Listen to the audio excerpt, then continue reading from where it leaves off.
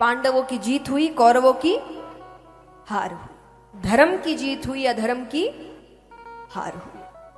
अब यहां पर रणभूमि में दुर्योधन अधमरी हालत में पड़े हुए हैं, पर मृत्यु नहीं हो रही। तो उनके मित्र अश्वत्थामा आते हैं वहां पर। उन्होंने कहा कि सब कुछ तो खत्म हो गया, तुम्हारी मृत्यु क्यों नहीं हो रही? वो कहे हम 100 कौरव थे। कितने? 100 की 100 मारे गए। वो 5 पांडव थे, एक भी कम नहीं हुआ। ये बात मुझे मरने नहीं दे। ये संभव है?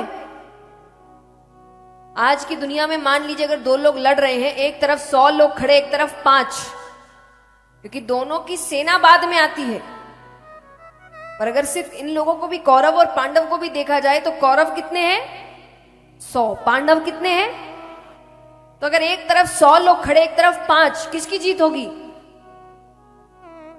साधारण सी बात है, 100 की। पर यहां 100 की 100 मारे गए। यहां 5 में से एक भी कम नहीं हुआ। दुर्योधन कहे ये बात मुझे मरने ही नहीं दे रही, कैसा हो कैसे गया?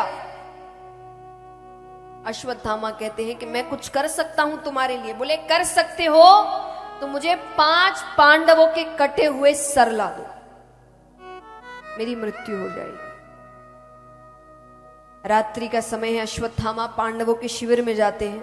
अंधेरा है, तो गलती से पांडवों की जगह पांडवों के 5 पुत्रों के शिविर में घुस जाते हैं। अंदर भी अंधेरा, अब उसको 5 लोग सोए दिख रहे। उसने तलवार निकाली और 5 के सर काट दिए। वो लेकर आ रहा है कपड़े से ढककर। अब दूर से दुर्योधन देखता है 5 सर आ रहे हैं, बड़ा खुश हुआ। लेकिन जैसे ही वो सर पास आते हैं,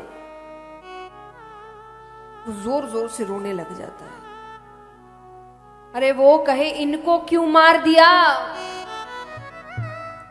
यही तो थे जो हमारे जाने के बाद हमारा श्राद्ध इत्यादि करने वाले थे। अब तो हम कौरवों की कोई गति नहीं है, इनको क्यों मार दिया?